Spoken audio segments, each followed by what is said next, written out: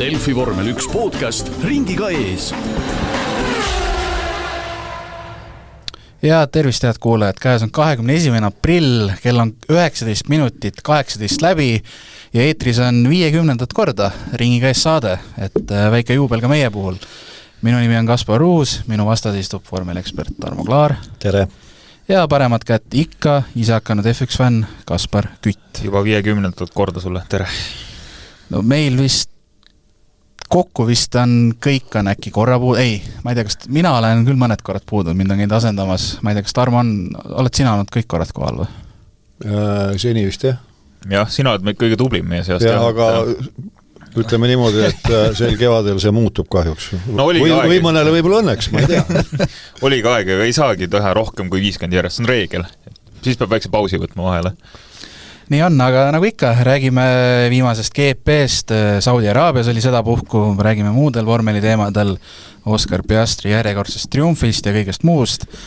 Ma alustaks natukene enne vabatreeningutel toimunut, ehk siis nagu ikka, vormelimaadias ei ole palju vaja, vormelimeedias, vormelimaailmas ei ole palju vaja, et jutuainet tekiks ja 4-kordne maailmameister Max Verstappen on jälle teemas, et väidetavalt kuskilt tuli, et Aston Martin pakub talle 300 miljonit, kuskilt mujalt tuli, et Verstappen võib teha Kalle Roompere ja võtab vaheaasta hoopis, aga Verstappen ise endale omaselt vastas siis Croftile Sky Sportsist, et kui küsiti tuleviku kohta, et mina keskendun sõitmisele, teie keskenduge kommenteerimisele ja nii see elu edasi läheb. No see on selline tavaline Max Verstappeni vastus ja, et nüüd kui ta on veel siin natukene sõja jalal, siis FIA ja Mohamed bin Sulayemi ja üldiselt vist F1 meediaga ka, siis eks ta vastused ongi siuksed väga lakoonilised ja võimalikult väheste silpidega öeldud, aga sealt vahelt saab lugeda küll, et mina isiklikult ei imestaks, kui ta otsustab ikka selle vaba aasta võtta tõesti, et ta on ennegi ju mitte maininud, aga on näha olnud, kuidas talle tegelikult ju meeldib ka muu, mis seal vormelivaimast väljaspool on, et äkki tahab võtta aasta vabaks, et oma seda e-sporti mängida on ju rohkem või siis tahab, ma ei tea, mida muud teha, et ma imestaks, kui arvestada, kui palju ta on ära ka teinud siin selle F1 karjääriga, mis tal nüüd 10 aastat on olnud, siis ma täiesti mõistan, kui ta tahab Rovanpera moodi võtta ühe väikse vahepausi ja midagi muud ka teha siin aastaks, et ongi lapsepõlves imiku põlves saadik juba tehtud seda ühte asja. Eks tal on sarnane taust, nagu ma toon jälle rallis näite Kalle Rovanperaga, et ta 3-aastaselt on ühte asja teinud ja siis viskabki 20, tema 27 Rovanpera natuke nooremana korraks üle. Tarmo, mida sina pead kõige tõenäolisemaks praegu? On see Aston Martin, on see vaheaasta, on see, et meedia mõtles jälle välja kõik? Kuidas sul tundub? No minule jaoks tundub muidugi see viimane kõige tõenäolisem, aga ega see ei ole välistatud, et ta võib selle vaheaasta võtta, sellepärast midagi ei ole teha, me näeme, et hoolimata suurepärasest etteastest nüüd möödunud võistlusel siis Red Bull ikkagi omadega on hädas ja see, mina jätkuvalt väidan seda, et see Adrian Newey puudutus on seal nüüd puudu ja pole ju teada, mis täpselt saama hakkab, kõik on, ütleme, õhinal moel või teisel selle uute reeglite järgi auto konstrueerimise juures praegu, aga tulevik on ütleme nii, et arusaamatu ja teisest küljest järgmine aasta mingi tiimivahetus ma ei näe, et see oleks tõenäoline. Kui me niimoodi hakkame läbi lappama, siis millisesse võistkonda huvitav, kui me räägime tipptiimidest? Miks peaks Ferrari kummastki oma sõitest loobuma? Värskelt on 7-kordne maailmameister oma hõlma alla saadud raske raha eest. Marketing on nagunii laes, kõik see tulu, mis nad ise ka saavad. Siis vaatame Mercedest, Russell, ütleme, et need näpukad, mis ta siin eelnevatel aastatel on teinud aeg-ajalt, paistab, et nendest ta on nüüd võitu saanud. Antonelli sõidust sõitu aina tugevam. Jällegi, selgelt investeeritud on Antonellisse, ei tahetud seda apsakat läbi lasta, mis nad lasid Verstappeniga aastaid tagasi, eks ole. Mis siin siis veel üle jääb? McLarenist ei maksa üldse midagi rääkida minu mõelest. Mis mõtet on nagu praeguses seisus eriti McLarenil seda meeskonda välja vahetada? jah, olukorras, kus neil on, põhimõtteliselt ongi maailma 2 parimat pilooti hetkel on ju, et enam vähemalt punktiseisu vaadates, aga... No jah, täiesti tipus ja ütleme, miks neil on vaja sellist tüüpi, kes on 4-kordne maailmameister, ei tea, selle hooaja lõpuks võib-olla on 5-kordne, võib-olla ei ole, aga kes on hoopis teises galaktikas oma mõttemaailmaga ja ta ego on suurem kui universum. Praegu neil on tegemist, et hakata ohjama kuidagi nende 2 tegelase ettevõtmise. Kelle egod ei ole suuremad kui universum. Ja kellele ei pea nii palju palka ka maksma, vähemalt esialgu mitte. Et mina ei näe mitte ühtegi põhjust, miks need võistkonnad peaksid ühtäkki nagu Verstappeni vastu välja vahetama. Jah, siin oli näha ka, näidati kaadreid, kus Verstappeni üks manager siis oli väga pingsas vestluses Alpini pealiku Oliver Oaksiga. Aga inimesed suhtlevadki ju. See on pädok. Jah, et sa tahtmata puutud seal inimestega kokku, nii et lühikokkuvõte minu pikast lohisevast jutust on see, et ausalt ma ei usu isegi sellesse vaheaastasse, kuigi ütleme selles valguses, mis ma nüüd just rääkisin, see oleks isegi reaalne, sellepärast et järgmise aastaga, ma saan aru, nii mõnelgi võistlejal saavad lepingud otsa. Teine asi, järgmisest aastast tulevad radikaalselt uute reeglite järgi autod. Miks radikaalselt sellist asja, ei mäletatagi väga, isegi minusugune väga ei mäleta, et kõik reeglid muutuksid ja väidetavalt siis ka võistlusmäärustikku tahetakse ka muuta. Nii et tavaliselt on ikkagi niimoodi, et kas siis mootorireeglid jäävad samaks, aga aerodünaamika osas muutub või mootorireeglid muutuvad, aga aerodünaamika jääb samaks. Aga seekord muutub kõik ja mitte keegi ei tea, kes saab olema konkurentsis.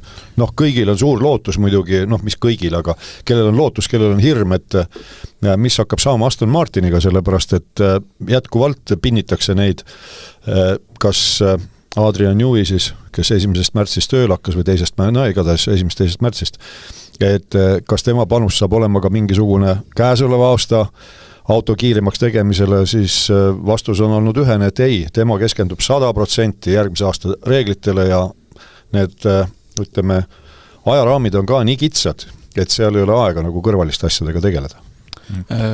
Tahtsid lisada veel? Ja ma ütlen, et Maxi vaatenurgas tegelikult ma saan väga aru küll, miks ta võib-olla seda vaheaastat tahab, et ongi, et võtab selle 26 aasta vabaks ja vaatab, mis tiimid siis nii-öelda nagu eesotsas on ju, et ma arvan, et Max ja tema tiim, nemad küll usuvad, et nad võivad ükskõik kuhu sisse astuda olla, et me nüüd tuleme teie tiimi ja tehke nüüd asjad ümber, et me saaks tulla ju, et reaalsus võib muidugi teine olla, aga ma arvan, et Max ise on väga kindel selles, et tal ei ole probleemi pärast vaheaastat siis ükskõik kuhu tiimi sisse astuda.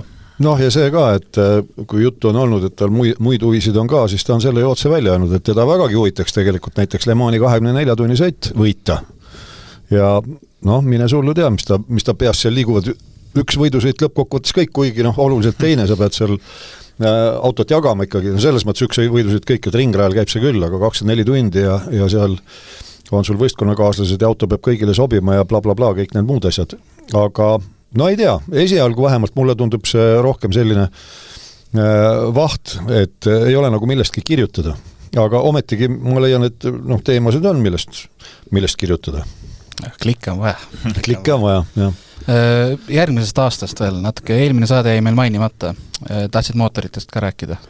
Jah, kusjuures mootorite teema on selles mõttes nii huvitavaks läinud, et eelmisel etapil Bahreinis ju said kõik mootoritootjad kokku, kaasa arvatud siis tulevane mootoritootja Cadillac. Et järgmisest aastast nad vormel 1 võistkonnana liituvad, aga kasutama hakkavad siis Ferrari jõuallikat ja ka käigukasti, ma sain aru, võtavad peaaegu, et teevad haasi mõningas mõttes.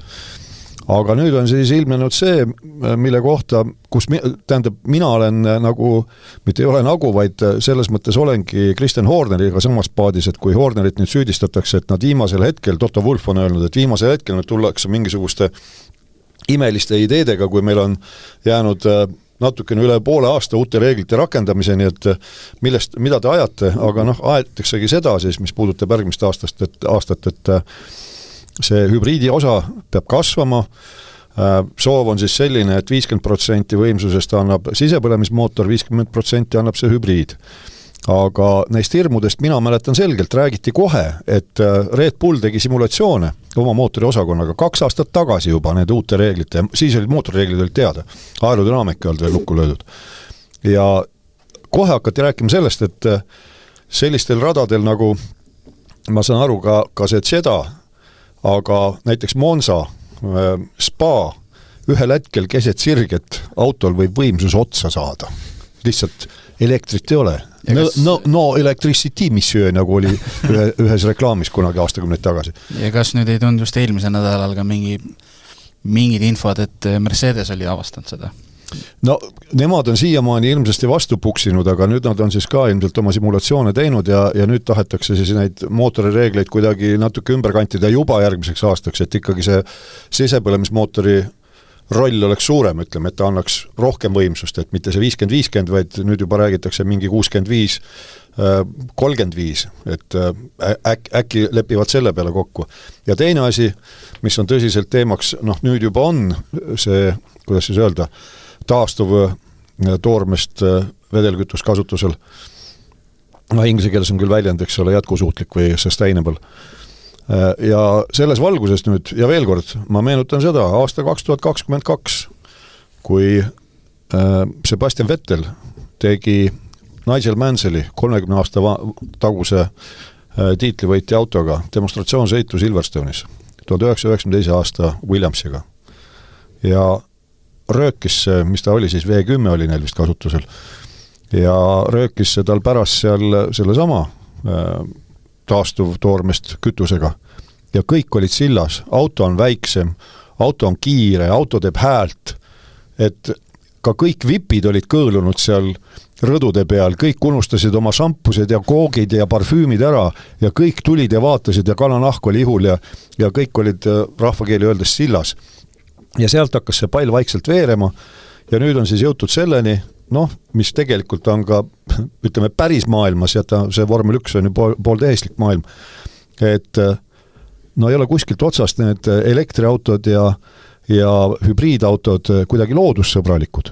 Kui vaatame kogu elutsüklit, kogu tootmistsüklit ja nad on kuradid kallid, see on ka üks suur probleem ja nüüd, kus nähakse ette, et maailma majandus siin võib ka hakata uperpalle tegema, siis just see rahaline külg on nüüd muutunud ääretult oluliseks, aina rohkem räägitakse sellest, et ala tuleb odavamaks teha, et asi muutub liiga kalliks ja oht on, et autotootjad ühel hetkel leiavad, et meil ei ole seda vormel 1 vaja, meil on niigi kulutusi palju. Ja see ongi nüüd tegelikult üks päris tõsine argument, et kuna on olemas need taastuvtoormest kütused ja materjali läheks igal juhul vähem selliste autode tootmiseks. Ma ütlen veel kord, et nad on tänasel päeval 200 kilo raskemad, kui nad olid siis, kui oli ainult sisepõlemismootor. See on ju 200 kilo rohkem materjali, mida tuleb kõike kuskilt kaevandada, töödelda, transportida. See on kõik raha ja see on kõik ressurss. Ja need koosolekud, ma saan aru, on nüüd päris tiheda graafikuga, et järgmine on juba minu meelest kas sel nädalal on juba plaanis. Võimalik. Jaa. Et see on päris huvitav, mismoodi seal vormel 1 nagu, ütleme, see tuli tuhal niimoodi hõõgub tükk aega ja siis äkki kõik avastavad midagi ja siis läheb möll lahti. No nii ta elus käib, ka vormel maailmas. Aga lähme Saudi Araabia GP juurde. Ennem kui me selle juurde läheme, siis eelmine saade ma mäletan, ma midagi lubasin öelda seal seoses kohtunike tegevusega, aga juttu jätkus kauemaks, eks ole, jäi ütlemata ja ealised iseärased ka. Muide, pärast Bahreini etappi, seda ma ka kohe ei näinud, lihtsalt ei olnud seda infot kohe. Sainz sai ju karistada pärast sõitu, +3 kohta nüüd lõppenud etapi jaoks stardirivis. Ja mingi hetke pärast see võeti tagasi, see +3 kohta. Ja mis oli teema?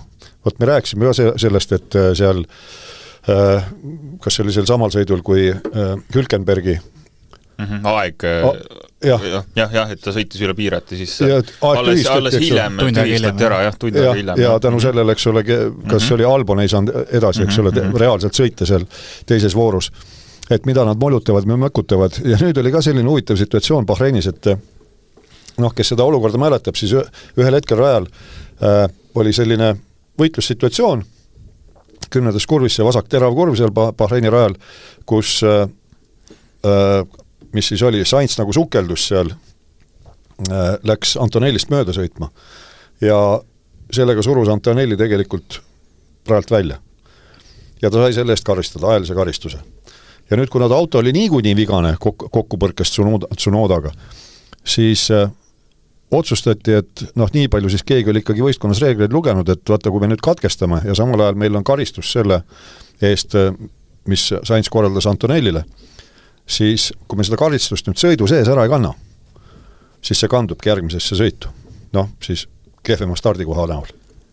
Ja võetigi Sainz sisse, kandis oma ajalise karistuse ära, sõits boksist välja ja järgmisel ringil katkestas. Seda me nägime eelmine aasta Perezega või?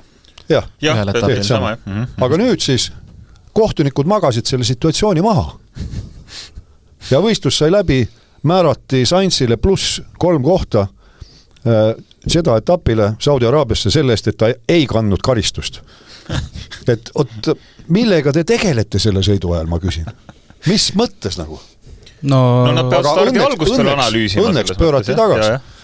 No aga ikka on ju, nendes riikides võib-olla mitte, aga õhtun aeg, ma ei tea, ja vein või... No väike jook kõrval on ju mõnus vaadata niimoodi vormelit. Seal piirkonnas on natuke raskem sellega.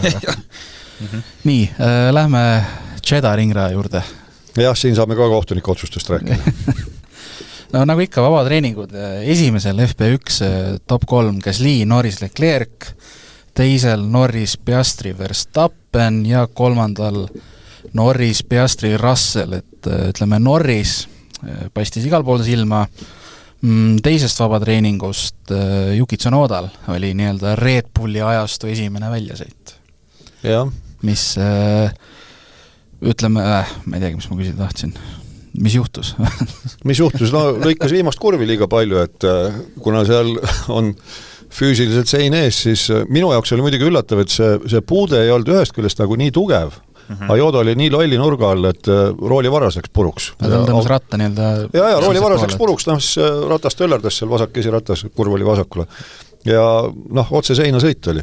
Ja mis see siis tähendas? Lisaks sellele, et tal omal jäi see vabatreening lõpuni sõitmata ja mehaanikud pidid tööd tegema. Aga see tähendas seda, et see toimus sellisel ajal just, kus hakati neid, nagu mina nimetan, pikki otsi sõitma.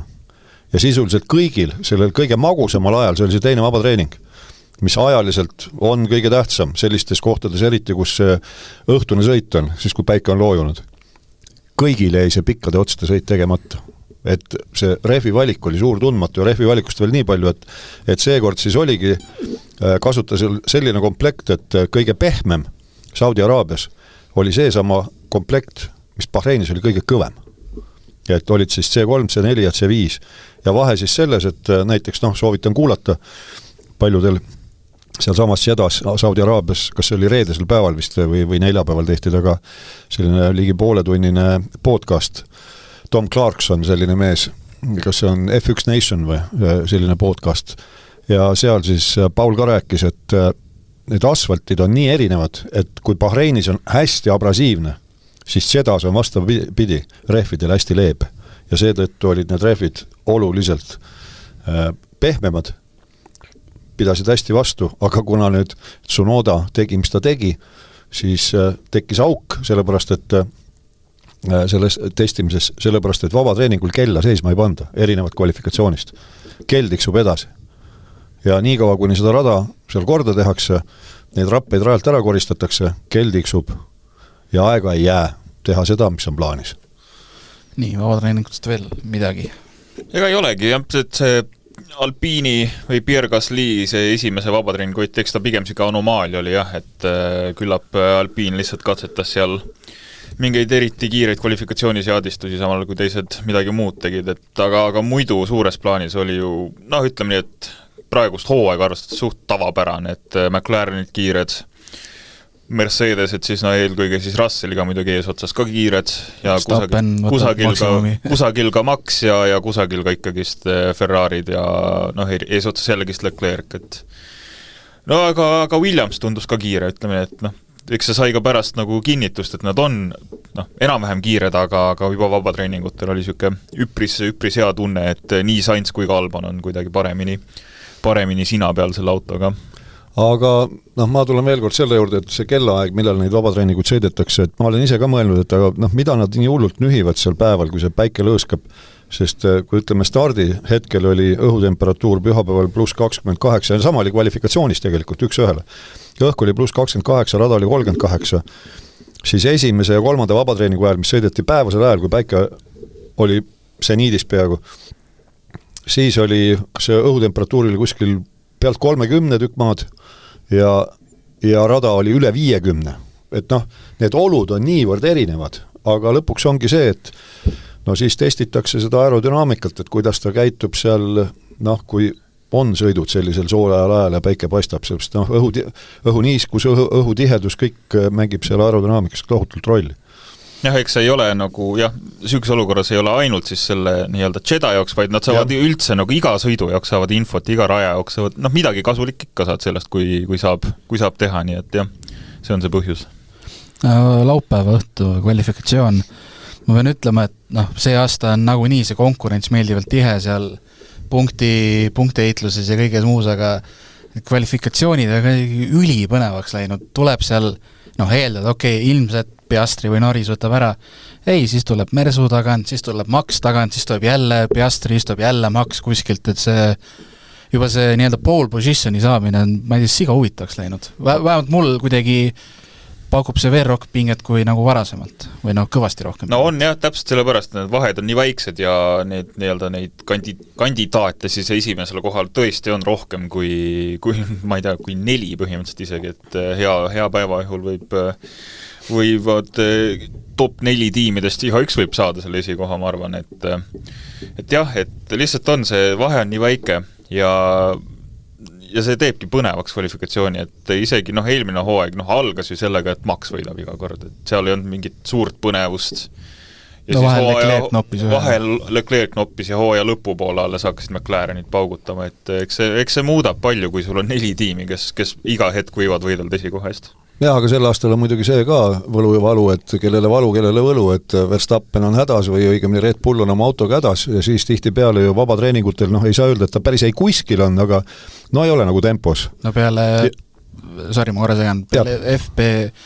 Peale vabatreeninguid Max ei olnud ju absoluutselt optimistlik. Ei, absoluutselt mitte. Ja siis ongi see, et ta natukene meenutab mulle Valentino Rossit oma ütleme, hilises karjääris, kus ta oli ka kogu aeg hädas seal kvalifikatsioon, isegi ei pruukinud ka väga hästi välja tulla, aga siis pärast hommikust, nagu MotoGP's on veel soojundussõit ka, pärast hommikust soojundussõita, siis on mingi heurake moment seal koos mehaanikutega, praegu tundub sama olevat Verstappenil oma mehaanikute ja inseneridega, et rähklevad ja maadlevad seal selle autoga vabatreeningute jooksul, ei ole nagu kuskil ja siis äkki tõmmatakse jänes kübarast välja seal kvalifikatsioonis, et mõtled, kus see nüüd siis äkki tuli ja et kas see nüüd ongi ainult 1 ringi kiirus, aga nüüd nagu sellel sõidul ka nägime, ei olnud 1 ringi kiirus, et see on tegelikult tõesti tänavu väga, väga meeliülendav, et esiteks need juba üsnagi vanad kalad tegelikult, Norris ja Russell ja Leclerc,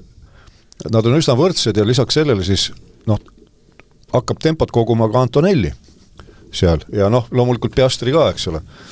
Ja sõltuvalt rajast iial ei tea, kellel see väike eelis on, aga kas ta ka selle ära kasutab? Vot seda ei tea ja kuidas see seadistus siis võistluseks sobib, eks ole. Selle hooaja tegelikult suurim edusamm Piastril, ma ütleks, ongi see, et ta on kvalifikatsioonikiirus üles läinud, sest et jah, muidu me ju rääkisime et kiire küll ja sai eelmine hooaeg oma nii-öelda refi vastupidamismuredest lahti, aga just see toores kiirus kvalifikatsioonis jääb puudu, ilmselgelt nüüd ta on midagi teinud, et sellest ka lahti saada ja nüüd on kogu aeg üks kandidaat juures Piastri kujul siis, jah. Piastri tundub olevat ikkagi sellise päris kõva närvikajaga vend, et Norrise puhul tänavu oleme näinud korduvalt ja siin ka Jedas viimases kvalifikatsioonivoorus ju andestamatu viga tegelikult, sõits auto puruks, jumal tänatud, et jõudis sinna kolmandasse vooru, et vähemalt esikümnest sai startida, aga ikkagi, et noh, ütleme tema kogemuse ja tasemega sõitja tegelikult no ei tohi selliseid vigu teha. Ja täpselt, see oli puhas sõiduviga. Ei, seal on midagi muud, mitte midagi muud ei ole ja täpselt terve nädalavahetuse peale ja isegi nagu eilset sõituarest, tegelikult Norris oli ju kõige kiirem sõitja, sisuliselt terve aja. Aga üks väike viga, ükskõik kui väike see on ikkagi puhas sõiduviga ja maksab palju. Maksab väga palju ja see maksis, ma arvan, et väga reaalse etapi võidu maksis Norrisele kätte praegu ja noh, nüüd kui ta Piastrist tagapool ka on tiitliheitluses, ma arvan, et eks see mõjub aina halvemini tema siis nii-öelda vaimsele tervisele. No Norrise väljasõidust rääkisime, tema siis sai või ütleme, läks kirja 10. aeg kokkuvõttes või 10. koht jälle, ütleme, hiljem sai Norris, nagu ka meie kõik jälgida, kes kvalifikatsiooni võidab ja hakkab tulema lillad sektorid, nüüd ei ole lilla sektorist, vahepeal on Verstappen, on a la Piastri lilla sektor üle teinud, tuleb tagant Russell, temal on hoopis esimene lilla sektor ja lõpuks Verstappen siis oli, mis ta oli, 10 000 üks sajandik oli Piastrist ees, Piastri omakorda natukene kindlamalt 1/10 peaaegu, natuke üle edestas Russellit, Leclerc ka seal kohe kannul, ehk siis jälle top 4 erinevat tiimi. Mida rohkem tahta? Ei olegi, kui juures mulle väga meeldis siin kvalifikatsiooni sõidu puhul just see, et ülekannet vaadates nagu Q3-s me ei näinudki mitte midagi muud peale enda 3 mehe põhisõitu. Nagu ma ei teadnud, mida teeb Antonelli, mida teeb Hamilton, polnud õrna aimugi, mis nagu nendega. Jah, täpselt, sest et see ei olnud tähtis tegelikult. Top 3. Nagu top 3. Leclerc ei saanud pilti. Leclerc, mitte keegi ei saanud pilti peale nende esi-3 jää, sest et nad olidki selged nagu kandideerijad sellele esimesel kohale ja mis ikka muud vaatad, sa tahad näha seda tervet ringi tegelikult ja sa tahad näha, kuidas need sektoriajad siis kas kukuvad või tõusevad ja see on tegelikult see, mis loeb, et iseenesest minule väga meeldis, ma ei tea, kas see oli meelega nii tehtud siin ülekande režissööride poolt või mitte, aga igal juhul antud juhul ta toimis väga hästi. Ei no, antud juhul see oli õigustatud ju, sellepärast, et kui ajavõttu vaatad ja need, kellel on võimalus koos ajavõtuga vaadata, siis täpselt, et siis kui see sektori aeg läheb lillaks, see tähendab seda, et sõitja on kõigist teistest kiirem, tol hetkel üleüldse kõige kiirem. Ja siis vaatadki põnevusega, et kuidas nüüd järgmine sektor läheb ja seal on roheline, tegi oma parima, et kõige paremat ei teinud. Ja nii ta läheb ja sedasi keskendutaksegi neile, kes kiired on või aina rohkem neid seda tempot tõstavad, et selles suhtes kõik õige, et ei olnud niimoodi, et oma poisi poolt seal kuidagi režissöör võitles või tähelepanu pööras. Mulle meeldibki see, et vahet ei ole a la Russell, ta sõidab esimese sektori lilla, teine tuleb võib-olla on ka lilla, aga selleks esimene juba enam ei ole lilla. Et see hämmastavalt äge. Mida veel välja tuua ajasõidust? Carlos Sainz on vähemalt ühe nädalavahetuse puhul, mis nüüd oli, on nüüd nagu sina peale saanud selle Williamsiga ja et sai ka ju Albonist kvalifitseerus eespool, et oluline samm, ütleks selles võistluses ka, vähemalt tiimikaaslaste vahel, et hea meel, et nüüd ta nagu leidis midagi, uue käigu leidis Williamsiga ja vastupidiselt Lewis Hamilton, kes aina nagu kaotab neid käike ja satub aina rohkem segadusse oma Ferrariga. Hamilton on hädas järjepidevalt ja teisipidi jällegi puhas rõõm, siiras rõõm näha Tsunodat esikümnes, et hea küll, ta seal ajaliselt lõpuks jääb alla, ma mäletan, olen seal valinud viimasel ajal selle brigaadi, kus on seal Martin Brundle ka ja siis David Croft ja siis Brundle just ütles, et oli väga enesekriitiline, kui meenutas oma karjääri ka, et need super-hüper tippsõitjad, need suudavad viimasel hetkel ei kuskilt, see 0,25 sekundit kuskilt võtta, ütles, tema mitte kunagi midagi taolist ei suutnud teha. Tema sõitis oma võimete piiril kogu aeg, aga seda ekstrat ei tulnud, aga ütles, et võt nendel vendadel, kes on need nagu tema olid seal Senna ja Prost ja Mansell, neil tuli. No seda me nägimegi Maxi puhul. Ja absoluutselt. See 0,2 sisuliselt tuligi ei kusagilt, on ju, täiesti, ma ütleks, et järjekordne nagu absoluutne tippring Verstappeni poolt selles mõttes, et nii head kvalifikatsiooniringe näebki väga harva, kus sisuliselt kõik on nii viimase piiri peal, et millimeetrid seinast sisuliselt iga kurviga ja lihtsalt sealt see 0,01 sekundit tuligi, hämmastav. kuigi jah, Verstappen ju Jaapanis alles vaatasid samamoodi suu lahti ja Täpselt, teeb uuesti. Ja Verstappen puhul ju räägiti, et nüüd ta tegi Saudi Araabias ära selle ringi, mis aasta oli? 21 jäi tegemata, et ägev. Pühapäev, etapp, põhisõit, refi info. Refi info, no nagu ma juba ütlesin, et olid siis need pehmemotsa refid kasutusel, kõige pehmemad küll mitte, et C6 on ka olemas. Aga stardis oli siis põhimass kõik selle keskmise kõvadusega M, see kollase sõõriga ref, aga 3 võistlejat olid valinud siis koos oma meeskonnaga selle kõige kõvema refi ja muulgas ka Norris, kes startis 10. kohalt, eks ole, Hadjar 14. kohalt ja Stroll 16. kohalt ja etteruttavalt võib kohe öelda, et Norrisel ja Hadjaril päris kindlasti see oli õige valik. No Norrisel oligi see olukord, et kui juba alustad 10. midagi on vaja teha teistmoodi võrreldes tippudega, et kuhugi jõuda ja tõesti jah, seekord sai taktika täppi pandud küll jah. No räägime ja lähme selle põhiasja juurde. Start Piastrilt, teiselt kohalt siis väga ülihea start, kohe Verstappeni kõrvale, kergelt mööda ja siis tuli see esimene kurv, mis ikka seal Saudi Araabias on sõitjatele, ütleme, peavalu valmistanud. Verstappen siis sõitis sirgeks, ei andnud kohta tagasi, hiljem tuli 5 ehki karistust. Kas oli see õige? Ei olnud. Ütlen kohe ära. Miks? Ja kaevasin välja ja proovisin interneedusest leida ka, aga ma ei tea, see on nii nagu mõningate artiklitega, et pealkiri on veel olemas, aga siis kui peal klikid, siis millegi pärast pole saadaval.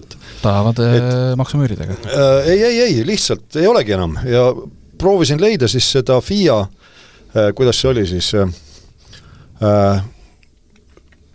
möödasõidujuhiseid, need, mis ma eelmine aasta välja ka printisin, eesti keelde panin. Ja ma ei tea, kas neid on siis muudetud või mis.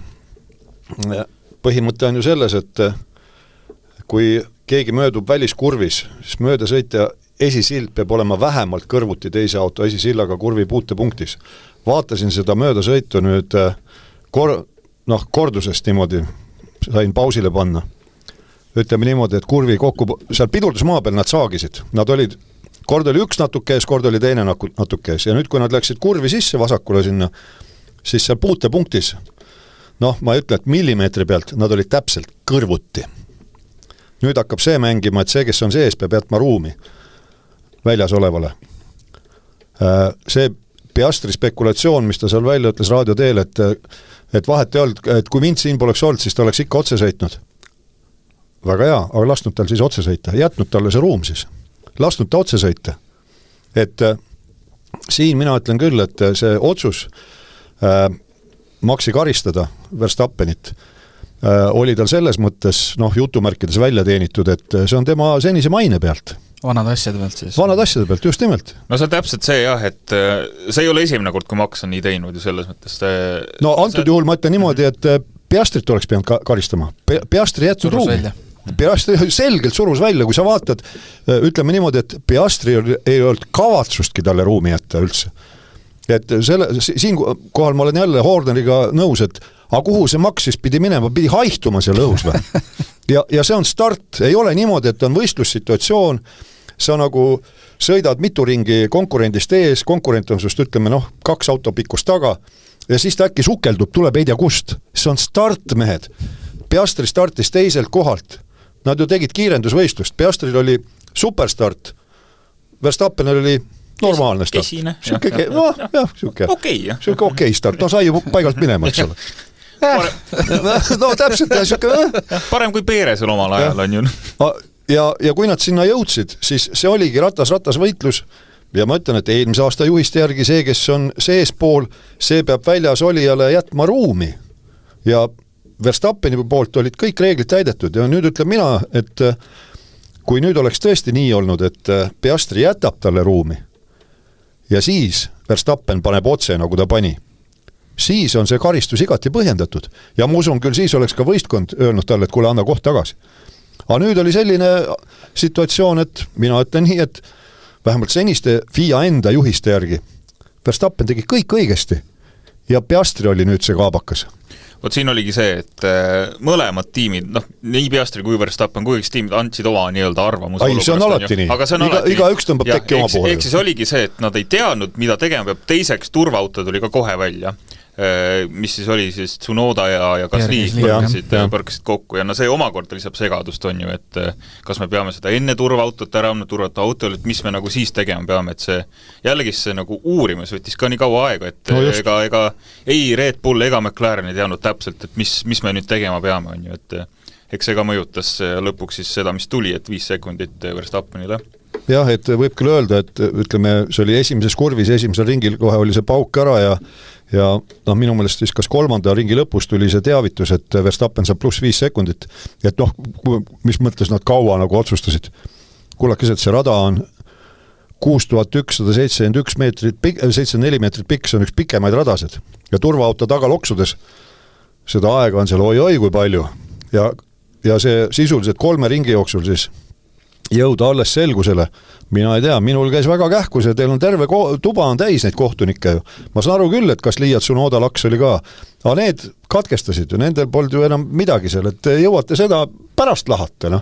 Aga need 2 venda on ju rajal ja võitlevad praegu positsiooni pärast. Aga 3 ringi on kiirem kui tund aega.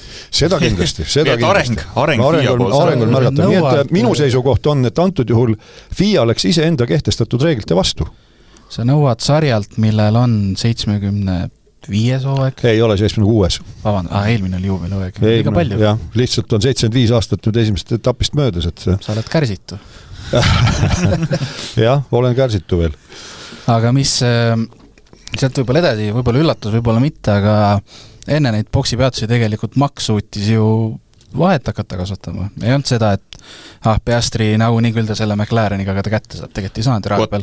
Siin on väga kriitiline just see Yuki Tsunoda välja sõid teises vaba treeningus, et tiimidel ei olnud infot, kui kaua see keskmine refi segu vastu peab ja sisuliselt ühegi refi kohta piisavalt infot. Täpselt jah, et nii Max kui Oscar, ütleme, et enamik olidki keskmise refi seguga.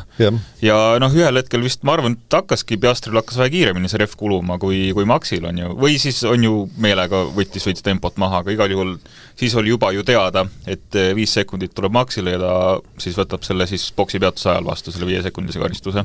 Aga vahele ma ütleksin veel see, et siis ütleme selles teises analoogilises šikaanis või S-kurv või kuidas me teda võtame, kus kas Liiat Tsunoda said kokku, siis ma ei tea, takkajärgi pole kuskilt vist läbi jookstud, minu vist kumbki karistada ei saanud.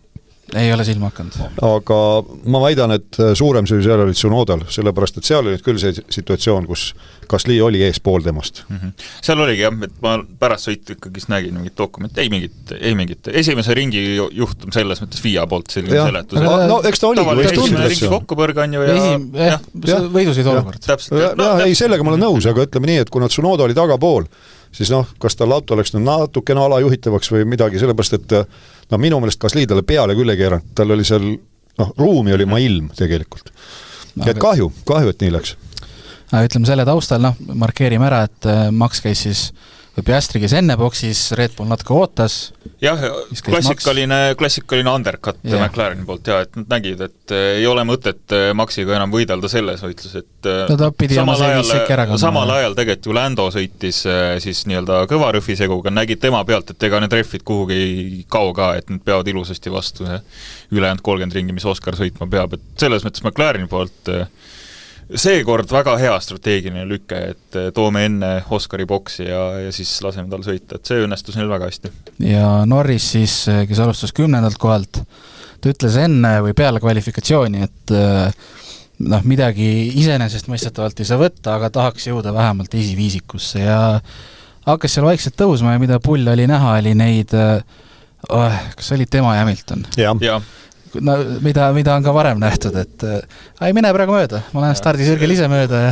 Ma tahtsin just öelda, et kui see situatsioon kätte jõudis, siis ma midagi hakkas kuklas vemmeldama, et kurat, tuttav tuleb ette. Seda on varem ka. Ja siis tuli meelde, see oli Perez, kas see oli, kellega see Perez madistas Austrias üks aasta. Täpselt niimoodi, et selline mulje jäi, et poiss polnud üldse selgeks teinud, kus on DRS-i tuvastusjoon ja kus on DRS-i aktiveerimisjoon. Nüüd ka Norris tegelikult 2 ringi järjest astus sama reha peale. Ja tema see, kes iganes tema see võistlusinsener on, see pidi veel ütlema talle, et kuule, no Lando, tee nüüd seekord nii, et nagu jälgimäng on ju nagu, just täpselt. Mängi targalt. Jah, aga 2 ringi järjest lasi viimasesse kurvi minnes, siis sõitis mööda Hamiltonist ja pärast viimast kurvi on see DRS-i tuvastusjoon ja natuke maad pärast seda, mitte võib-olla 100 meetrit või palju, on siis DRS-i aktiveerimisjoon. Nii et ta andis võimaluse 2 korda järjest Hamiltonile, mängis trumpid kätte Hamiltonile. Kas sellega läks Norrisel lõpuks poodiumaks? No väga võimalik. Sinna läks ju mingi 5 sekundit, ma arvan, nende 2 võitlusele. Paar ringi reaalselt. Midagi taolist, paar ringi. Oli vähem ju pärast. See oli 3. korraga sai mööda. Ja mis see vahe Leclerc ja Norrise vahel lõpuks või sekund on ju, et väga võimalik on ju, et aga mis mulle lihtsalt meeldis see, et Lewis on ju kulunud keskmise seguga, polnud midagi kaotada, lihtsalt mõtles, et teeme pulli, ma tahan lihtsalt natuke lõbutseda ka, muidu ma ainult masetsin Ferraris. Kusjuures 2 masetsevad Britti oma vahel. Jah, täpselt, jah. Aga seda oli lahe vaadata küll, jah, et Lewis, ma arvan, et ta lihtsalt enda lõbu pärast tegi seda, et strateegiliselt ei olnud seal midagi võita tal. Kusjuures minu spikker ütleb, et 18. ringil Russell telefoneeris oma meeskonnale, ütles, et mul on rehvid otsas. Ja siis ta võeti siis 2 ringi hiljem või millal ta sisse võeti. Jah, 3 ringi hiljem. 21. tuli ta siis rataste vahetusse. Jah, Mercedes-tel üldse oli ei olnud seda kiirust võidusõida mitte kuidagi, et Russell üpris kiiresti hoidis vahepeal, alguses hoidis 3. koha ära, aga väga kiiresti hakkas seal Piastri ja Verstappeni taga ära langema, et pool sekundit riigi kohta umbes niimoodi hakkas vaikselt kaduma ja oligi lõpuks siuke 5. koha sõit tal, et kahjuks lihtsalt ei olnud kiirust Mercedestel. Aga veel kord selle Norris ja Hamiltoni võitluse koha pealt, et minu meelest see näitab ka, et Norris on natukene meeleheitel. Midagi natuke logiseb. Jaa, et sa langetad valesid otsuseid ju, et need DRS-i alad seal seda rajal Saudi Araabias oli neid 3. Tee endale selgeks, kus on see tuvastusjoon ja kus on rakendusjoon. Ja ehita üles mõttes vähemalt see möödasõidu taktika. Aga tundus küll niimoodi, et tal selle koha pealt tol hetkel üldse pea ei töötanud. No jah, täpselt, mulle just tundubki, et just nendes pinge olukord, kui on nüüd on vaja kohe kiiresti reageerida, midagi tarka teha, siis see on Norrise kõige suurem valupunkt. Pingekohtades õige otsuse langetamine. Teistpidi just Oscaril mulle tundub, et see on just tema suurim trump on ju, et Oscar langetab väga õigeid otsuseid ja praegu see seis on selline, et Oscar juhib tõesti. Esimest korda juhib ka MM üldseisu. Räägime natuke tagantpoolt ka. Fernando Alonso ja Gabriel Portoleto, neil on ka siis omavaheline selles mõttes side, et Alonso, ma saan aru, kuulub tema manageri tiimi. Vist ongi tema manager. Ütleme sedapidi siis, et Alonso managemendi tiim manageerib Portoletot. Sedapidi, jah. Aga Portoleto sisuliselt surus või selle Alonso peaaegu võilevaks. Jah, aga see oli selline totakas olukord, kus ta võitles positsiooni pärast, eks ta oli, kas Hadjar vist sõitis tast mööda tolle? Jaa, need kolmekesti. Kolmekesi seal pundis, et siis ta tahtis tulla, Hadjar sai tast mööda, siis Portoleto tahtis võtta ideaaltrajektoori peale, aga seal oli Alonso. Ja eks see oli siuke olukord, Mark Portoleto lihtsalt ei pannud tähele, et Alonso seal mulje ka selline mulje. Et ta oli, tema keskenduski parasjagu Hadjariga võitlusele ja äkitsi vaatab, et kurat, ja Alonso ise ka tuli tagasi üks legendaarne üle pika. Ja. Aga see, kuna selles mõttes lõpp ja kõik ja ei tulnud mingid massiavariid või midagi, et siis kommentaatorid ka seal lõpsid, tundub, et Alonso saab nüüd palka jälle juurde küsida ja Portoleto lennukiga koju ei saa ja või siis hakkab mingi, ma ei tea, peab ise lendama või midagi, aga siis oli see moment, kus ütleme, Norris ei olnud veel boksis käinud ja Piastri oli boksis käinud, hakkas järgi jõudma Norrisele, kes Norris oli siis jätkuvalt selle kõva rehviga ja siis nende vahe oli kuskil seal 2,5 sekundi kandis ja Piastri kurtis, et kuidas see oli, et ma tunnen juba I feel dirty air või midagi, põhimõtteliselt tunnen juba neid keeriseid, et seal sõidu sees oli veel paar sellist huvitavat meiliülendavat raadioseanssi, üks oli Albonil üsna alguses 11. ringil, kui tal soovitati eessõitest natukene distantseeruda, selleks, et anda jahutust rehvidele ja piduritele kõike, siis ta küsis, et kas sõitu ei vaata või mul on teine kuklas. Albon annab järjest ükseid lõbusamaid tiimiraadio. Annab kuuma selles mõttes, jaa. No ma arvan, et kuna ta paar korda on pärle pannud, siis mõnuga lastakse neid uuesti või oodatakse juba, et mida sealt tuleb ja kindlasti tuleb. Ja, aga see Piastri Norris olukord oli et mul korraks käis siuke nagu pingeline moment oli enda ka sees, et kas tõesti jälle McLaren hakkab Norrist eelistama, sest et teoreetiliselt Norris ta ei oleks pidanud, ei olnud otsest vajadust boksi tuua teda, selles need temasid need kõvad nagu otseselt ei olnud veel ära kulunud, oleks ilmselt veel kestnud mingi aja, ja see oleks jällegist Norrisele trumpe kätte mänginud, äkki tuleb turvaauto või midagi, siis on Norrisele äkitse võidu võimalus, siis mul käis jälle, mingi klomp käis kurgust läbi, et kurat, ärge hakake jälle siin Norrist eelistama nagu eelmine hooaega. Aga seekord langetas taaskord McLaren õige otsus, et Norris kiiresti boksi ära, krutime selle keskmise segu alla ja hakka tõusma, et selles mõttes tegi McLaren hästi jälle. Jah, aga Norris seal boksist väljasõidul jälle sattus kohe uurimise alla ja nüüd ka minu mõnest on sellest ka paar hooaega tagasi, kus siis täpsustati, et millised need reeglid siis on. Mingi periood oli, kus sa isegi valge joone peale boksist väljasõidul ei tohtnud ratast panna, eks ole. Nüüd siis ikkagi tohib ja nüüd on niimoodi, et see on umbes nii nagu tennises. Kui on ka see, kuidas me nimetame, tennise videokohtunik või kui näidatakse seal pall on... Kotkasilm, jah, et on paari millimeetriga on valge joone peal, siis on pall sees. Vormel 1 on nüüd samamoodi. Et kui sul see rehvi turvise muster ikkagi natukenegi puutub valget joont veel, siis on korras. Ja see vaadati siis üle selle Vormel 1 kotkasilmaga ja ei saanud karistada Norris, aga oli asi õhus, et äkki oleks jälle ära käkerdanud, on ju selles mõttes Norrisel selles mõttes tõesti ise ära käkerdanud, et ega tal ju mingit selles mõttes survet ei olnud, et kellegi koos tuleb boksist välja või nüüd on vaja kellegi ette kohe saada, et seal selles esimeses teises kurvis on selline võitluspositsiooni pärast, hoia pool meetrit vasakule, aga ütleme, seekord läks hästi. Aga Piastril 5 etapiga 3 võitu, Verstappen teine siin, Charles Leclerc tõi Ferrarile esimese poodiumi sellest hooajast. Minu jaoks vaieldamatult mitte päev, aga õhtu parim sõitja. Just selle Leclerc, et vend tegi siis keskmise rehvi seguga, mis tegi 35-36 ringi on ju 2 korda rohkem, kui vist Pirelli nii-öelda need ametlikud soovitused olid. Ei, vaatame kohe, Leclerc, ja ikkagi 30 ringi. 30 ringi igal juhul. Oluliselt rohkem kui teised, üle 10 ringi rohkem. Ja ei olnud seda, et oleks ilgelt aeglenud, vaid just vastupidi, vend tegi veel nagu lõpupoole veel kiiremaid ringi, on ju, et ja siis veel lõpupoole hoidis veel Norris ja siis Leclercil oli kõva rehvisegu Norrisel keskmine, aga hoidis ikka Norrise selja taga väga ilusasti, et Leclerc ikkagi, kui on võimalik, siis ta toob ikka Gastonit tulest välja küll. No ta ütles ise ka pärast, et praeguses olukorras absoluutne maksimum, ta kiitis väga perfektne sõit selles mõttes, et tiim tegi hästi, boksipeatused, mis on Ferrari sellel aastal väga head olnud. Ma mõtlen just kiiruse mõttes. Minu spikker ütleb, et tema boksipeatus oli imeline ilma naljata, 2 sekundit ainult rataste vahetus. Minu arust see ei ole ka esimene kord Ferraril see aasta. Just, et seal midagi ei kohmitsetud ära, Norrisel näiteks oli 2,6 sekundit. Ja Piastri oli üldse mingi 3,4 midagi. Ja seal korra kartsin, et käkivad nagu boksipeatuse ka ära selle võidu. Ja isegi Red Bull, kes on ju iga aasta enam võtab neid ajaloo kiiremaid boksipeatuseid.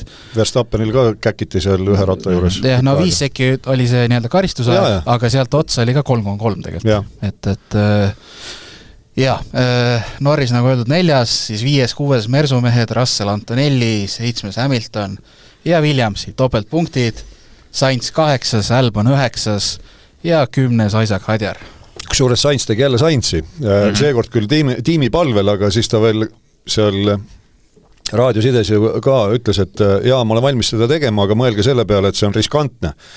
Nüüd oli natukene teine olukord, et kui 2 aastat tagasi seal Singapuris oli, siis olid hoopis teise võistkonna sellitel selja taga, eks ole, nüüd tuli nagu punktid koju tuua koos oma tiimikaaslasega, aga kõik toimis suurepäraselt ja selles mõttes tõesti imeline töö, stardiga võrreldes ta küll kukkus 2 kohta, Albon samas tõusis 2 kohta, Williams on jah, sõiduvees ja Hadjari ees ka ikkagi müts maha. Seda väga hästi alustanud hooaega. Jah, parandas 4 kohta, startis 10. kohalt, no hea küll võib öelda, et ka seal paar tükki kukkus vahelt ära, aga ikkagi sa pead sõitma ka. Sa pead sõitma, sa pead möödasite ka tegema ja Hadjar tegi päris palju nüüd küll, jah. Aga jah, see Sainzi või Williamsi strateegia oli päris lõbus vaadata ja et sisuliselt oligi see, et Albon või Sainz peab siis Albonit sekundi kaugusel või vähem kui sekundi kaugusel hoidma, et Albon saaks DRS-i, et omakorda siis mõlemat Williamsit Hadjari eest kaitsta. Ja. Aga jumala hästi toimis see küll, et lahe, kui nagu selliseid strateegiaid ka rakendatakse sõidu sees. Ja sarja seis, Oscar Piastri 99 punkti liider, seda lauset on hea öelda. Olles Piastri talendi austaja. Jah, esimest korda saab öelda. Ma mõtlesin, et igaks juhuks teen nagu pildi ka eile nagu sõidu ajal, et ma teen nagu markeerin no, selle momendi ära lihtsalt igaks juhuks, et oleks olemas, et mis iganes edasi saab, nagu, et etappide vähemalt on pilt olemas, et Piastri on juhtinud. 15 aastat tagasi juhtis viimati austraallane F1 sarja etapi järel, kelleks oli Piastri manager Mark Webber. Milleks oli see selles mõttes üllatav, et kuidagi tundus loogiline, et seal ütleme Red Bulli aastatel, küll Ricardo hooaja alguses ka äkki korra juhtis, aga ei juhtinudki. Et see mind natuke isegi üllatus. Aga ütleme, Piastri on manageri jälgedes, äkki loodetavasti ka astub üle selle. No loodetavasti jah, rohkem kui jälgedes. No ega Weber ei olnud, no okei, tema parim hooaeg oli vist tõesti jah. Oligi see sama 2010, kui ta oli, mis ta oli, mingi 24 punkti lõpuks ei puudu, aga seal ta oli terve hooaeg, oli tiitli. Jaa, aga ta oli, hooaja lõpuni oli ikkagi tiitli konkurentsis ja võistkond ise käkkis ära. Ja seal oli see anomaalia, et Vettel, kes lõpuks võitis, tegelikult juhtiski ainult pärast viimast etappi. Mis kui vaja oli? No iseenesest küll jah, aga jah. Iseenesest väga põnev hooaeg küll, et võiks midagi sarnast see hooaeg tulla. No aga tänavu ütleme Piastri puhul kõik on ju õigustatud, see tema liidripositsioon, tal on 3 etapi võitu 5. Ja jätkuvalt, kui ei oleks seda Austraalia, nüüd natukene ka tema süü, aga sisuliselt lihtsalt muutlikud olud ja auto ei pea vastu, või selles mõttes väljasõit, väga õnnetu väljasõit. Kui seda poleks olnud, oleks Piastri mingi 30 punktiga ees praegu. Selles mõttes, seda tuleb ikka, aga ütleme ideaalset aastat ei tee keegi. Ei, no muidugi mitte, jah. Et kas või see Norrise, seesama, mis ta nüüd laupäeval ära käkkis, aga jah, 10 vahe on Norrisega, 12 on siis Piastri vaatest vahe Verstappeniga ja 26 on Russelliga ja siis nende taustal püüab nüüd järgi jõuda Leclerc, et igati pidi sama, mis ütleme eelmine etapp, üliäge. No põhimõtteliselt 4 tiimi on tõesti konkurentsi. 4 sõitjad. 4 tiimi. 4 tiimi sõitjad on võimelised poodiumit, ma arvan isegi ka võitude nimel võitlema. Aga ütleme, mis sel etapil veel oli minu jaoks meeliülendav, ma kuulasin seal seda brigaadi, kus siis jah, see mälulüngad, muulgas Karun Tšandok siis on ja see oli vabatreeningute üks päev, kui läks jutuks jälle see teema, et Tuuhan, et talle on nüüd just kui armuaegu antud ja suveni ja blablabla ja aga küll see Colapinto, teised kommentaatorid siis räägivad, et küll see Colapinto ikka astub talle nagu kanna peale ja siis Karun Tšandok, üks 2 India vormel 1 piloodist, siis tema sõitis küll 10 aastat tagasi, aga ikkagi ütles, et ei, et pärast Monza seda eelmise põlvkonna autoteste, kus ühel päeval sõitis siis Colapinto, teisel päeval sõitis Paularam, ütles, et temal on Alpiinist ise info, et Alpiin peab palju paremaks, just nimelt ta ütles, et a lot better bet is Aron. Võtame vastu. Ja miks? Kiirem ja tehniline tagasiside parem. Ja see on nüüd selles mõttes täiesti neutraalne info, et meie loomulikult siin hoiame pöialt ja tahame ja mõtleme ja kujutame ette ja sellised roosa tunnistused on. Karun Tšanduk, Hindu, tal ei ole nagu mingit pistmist seal meie Pauliga. Et seda on hea kuulda tegelikult sellist iseinformatsiooni ja just see, et kui siin levitati juttu, et see Monza test, mis oli, kus ühel päeval sõitis Colapinto, teisel Paularan, et Paularan jäi 0,7 sekundit alla talle. Üks versioon oli, et kiiremal ringil, teine versioon oli, et üldse võistlustempos igal ringil, siis ka Emet nüüd siis tuleb selline siseinfo hoopiski tiimilt endalt, et Karun Tšanduk just ütles, et suheldes Alpiini inimestega, et selline seis ja meie kuulajatele ka teadmiseks, et on see selline podcast nagu nagu F1 Nation või F1 Nation ja seal selline mees nagu Tom Clarkson siis Jeddas tegi Pauliga väga, ikkagi üsna pika intervjuu, kuskil pool tundi. Et tasub täitsa kuulata. Ja, enne kui lähme kuulajate küsimuste juurde, ma küsin selle sama jutu pealt niimoodi, et ütleme, vormeli kommuunis, meedias, sotsmeedias, igal pool on ikkagi suhteliselt selge, et ütleme, kas see on nüüd Colapinto enda leer või Argentiina leer, et väga palju käib siukest, ma ei tea, kas infosõda kõlab liiga rängalt, aga kas see sama, ma ei tea, nüüd on Tohvanil on kohe pinged peal, tema oli Aronist nii palju kiirem, et aga samas kui teatakse, et see nii-öelda nende leer sütibki asju, kas see hakkab vastu mängima? Kas see võib hakata millalgi vastu mängima? Siis kellele vastu? Colapintole endale. No miks mitte, jah. Ühest küljest krutitakse nagu temal ka need pinged üles. Ta näeb küll siuke chill grill vend välja, eks ole, et just kui miski teda ei koti, nagu öeldakse. Aga seda, mis inimese hinges toimub, sa ei tea ju kunagi tegelikult. Võtame... Kütt noogutas. Mul ei ole midagi lisada. Ma silmanurgast ei saanud aru sinu reaktsioonist, aga sa noogutasid. Oota, nii palju veel ennem küsimusi, et mis siis välja öeldi ja Tsunoda takkajärgi võistlusjärgses intervjuus ka ütles, et ikkagi võistkond nüüd tõesti panustab temasse kõvasti ja nüüd enne Miami etappi, mis on siis 2 nädala pärast, läheb ta ka selle eelmise põlvkonna autoga sõitma. Tema kvalifitseerub siis põhisõitjaks otse loomulikult ja põhisõitjad, ma saan aru, sel hooajal veel ei ole Red Bullis seda eelmise põlvkonna autot sõidutanud ja ta läheb siis üle-eelmise mudeliga vist, mis oli selline domineeriv auto. Sellega läheb, kus ta meil oli nüüd Silverstone'is sõidab see nüüd käesoleval nädalal. Ja just sellepärast, et tiimiga rohkem kokku töötada ja et tiim saaks paremini pihta nii-öelda, et mis tema soovid on auto seadistamisel. Nii, aga küsimused, nagu ikka ringiga @delfi.ee saab küsimusi saata, jäi siin eelmises saates ka paar tükki lugemata, sest mul endal oli kiire, aga täna on natuke rohkem aega. Nii, Heiki kirjutab, et tere, nagu teate, peab iga tiim vabastama 2 korda auto kohta siis 1 vaba treeninguks mõnele uustulnukale.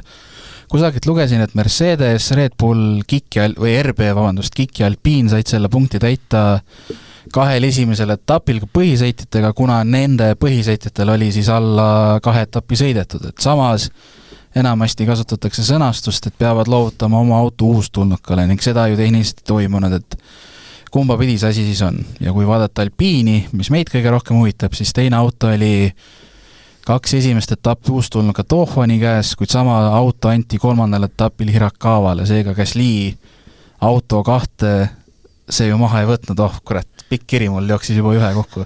Ühesõnaga, küsimuse suurem point see, et kas tehniliselt, kui ütleme Antonelli, kes oli ju nii-öelda kollanokk, kui tema sõidab vaba treeningut, see ei lähe ju selle nii-öelda kollanokka testi alla samas. Mina saan aru, et paraku läheb. Läheb ikka? Läheb. Okay. Sellepärast, et seal on kirjas, et auto tuleb siis kummaski autos peab hooaja jooksul, see on vähemalt 2 korda, aga võib rohkem ka olla, sõitma võistleja, kellel ei ole rohkem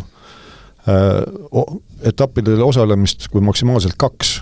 Nii et Antonelli oli selles staatuses, aga enam ei ole, nüüd on rohkem. Ja samamoodi siis Tuuhan, et ta 1 etapi tegi eelmine aasta kaasa. Ja viimase. Samamoodi.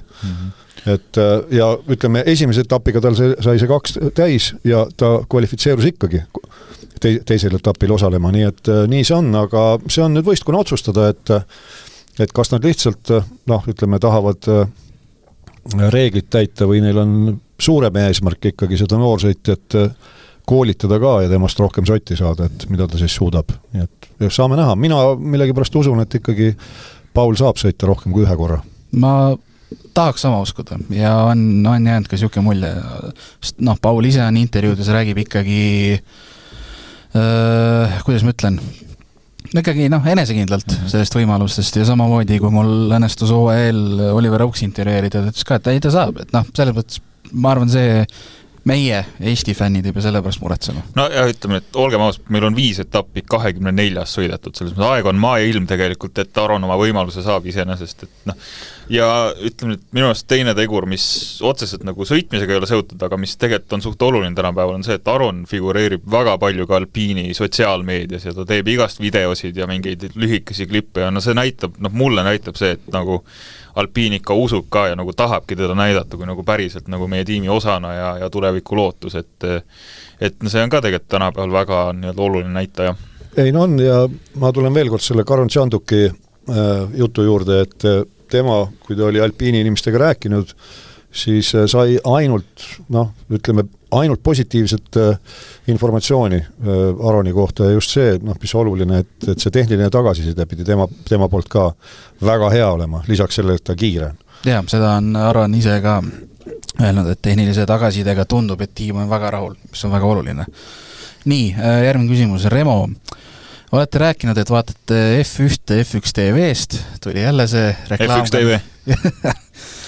Mis kommentaaridega vaatate, kas F1 oma või Sky või millega? Mina vaatan selle F1 TV kommentaatori, kus on siis Alex Jake ja tihtipeale, Julian Palmer, tihtipeale ka David Coulthard, et ma ütlen ausalt, harjumuse asi lihtsalt, et ta on see esimene valik, et sa pead vist omakorda veel nagu valima selle World Feedi siis, kui sa tahad Crofti ja Brandoli meeskonda kuulata, aga mõlemad on minu meelest väga pädevad ja mõlemad teevad väga head tööd, aga mina olen jäänud selle Shaki ja Palmeri koosluse peale. No mul on nii ja naa, et ma ütlen otse, et ma selle Oliver Shaki talendi austaja ei ole. Minu jaoks on ta selline huuhaa-vend, et kisa on palju, villa vähe, aga seal kõrval muidugi, kui on sellised mehed nagu on, ütleme, David Coulthard, Julian Palmer, kes on ise sõitnud ja jagavad ka matsu, selleks, et matsu jagada, sa ei pea tingimata ise sõitnud muidugi olema. Et selles mõttes jälle see Tšanduki jutt näiteks ja siis Martin Brandl ka seal, kui ta on seal boksiteel ja raja ääres, tema analüüs seal, kui ta vaatab kuskil rajalõikudele. See on väga hea, ma ei ütle, et seal selle Oliver, mis ta on, Jakes, huvitav, et ta niimoodi ennast nimetab, ta on Oliver, vaatad Alex Jake, jah. Et seal on ju ka aeg-ajalt on tegelikult ütle nüüd Anthony Davidson on seal mõnikord raja ääres ja siis neil on pundis olnud ka see Kanada poiss nüüd, kes põhiliselt meil Indikaari nüüd kommenteerib. Hinchcliffe, jah. Ja, James Hinchcliffe on seal just, ütleme, kui on Ameerika mandril sõidud ja neid on hea kuulata, aga see ongi tihtipeale maitse asi, aga ma tahan nagu sellist, ma räägin nüüd enda seisukohast, rohkem nagu siseinfot ja sellist tehnilist poolt, see on mind elu aeg huvitanud. Et see selline huu-haapläma, see on minusugustele. Ma ei tea, kas sinusugustele nüüd on. Aga mulle meeldibki see emotsiooni pealt rohkem. Nii, järgmine küsimus. Martin, kirja pealkiri probleemid joogipudeliga. Et selline küsimus, et mis teie arvates võib olla põhjuseks, et sel hooajal on korduvalt ja mitte ainult ühe piloodi poolt olnud kuulda probleemid siis selle joogisüsteemiga, et ilmselt see ei ole nüüd päris selline toode, mis kõik teil on sama, kuid kuidas saab sama probleem ette tulla korduvalt? No see on tegelikult, see ei ole sellele hooajale nagu täiesti ainulaadne, seda on iga aasta tegelikult on, ma arvan, igal sõitjal mingi hetk mingisugune probleem. No see on, päeva lõpuks on ikka suhteliselt nagu keeruline tehnikusüsteem, et mingi toru tuleb neil kiivrisse, on ju, ma ei tea, kus see tegelikult asub nagu sõitjal nii-öelda kokpitis. Aga seal on ka, võib olla täpselt nagu, kes see oli, Leclerc'il läks lihtsalt mingi hetk hakkas lekkima, sealt on ju Piastri saanud kättegi jooki, et seal on ka mingid nipet-näpet tehnikasüsteemid, mis... No nüüd sel nädalavahetusel Hadjar oli hädas, kas see oli vabatreeningul või kvalis, ma ei mäletagi enam, et tal oli kiiver, oli kõik seda vett täis seal. Et mis seal saab olla? Ühenduste teema, et need on ju, eks need võib-olla mingid kiirliitmikud on, aga jällegi materjalid, inimfaktor, kas on nüüd hoolsalt kinni pandud või mitte, et eks sealt see leke tuleb nähtavasti. Jah, Piastri oli see äge kommentaar, äkki oligi eelmine etapp, et ma jooks, aga ma ei saa. Ja ta ütles veel see nädal ka, et tegelikult suur areng on olnud, et seekord ma saan juua, et juba positiivne asi. Jah, et eelmisel etapil ta terve etapi jooksul üldse ei saanud. Et, aga seda mul tuleb meelde, Räikkonil on seda olnud. Tal oli see You will not have the drinks, on ju legendaarne. To have the drink or not. Ühesõnaga, see on ikka kõigil. Ma arvan, et võib-olla miks ta tundub praegu rohkem, võib-olla need FOM-i režissöörid on ka aru saanud, et rahvas tahab kuulda, nii et laseme lihtsalt rohkem neid momente. Võib-olla küll. nii, küsimusi veel.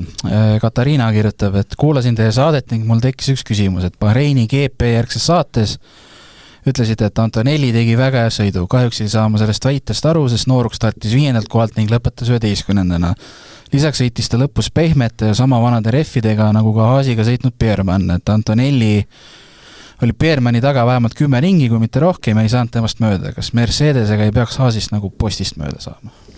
No nagu tänavune hooaeg näitab, siis kui Haasid on ikkagi ka 2 autoga esikümnes olnud, siis nad ikka päris postid ei ole seal ja eelmisel etapil ju turvaauto käkkis ära ta selle võimaliku hea tulemuse. Antonelli oli ilmselt kõige kõvemini või kõige halvemini mõjutatud sellest et ta oli just boksis käinud ja siis ta võeti uuesti. Jah, et langenud päris paar kohta ikka, kui siis just turvaauto välja tuli, et see sisuliselt nulliski terve tema sõidu ära, aga ma arvan, et see põhjus, miks me nagu kiitsime, oli just need möödasõidud, mis ta selles esimeses pooles tegi, on ju, et pluss ka see, et selle poole eest just, mis oli kuni turvaauto, nii et ja pluss ka see, arvestame sellega, et uus tulnuk 18-aastane Mercedes on ju, et tulebki natuke teise nii-öelda vaatevinkliga vaadata.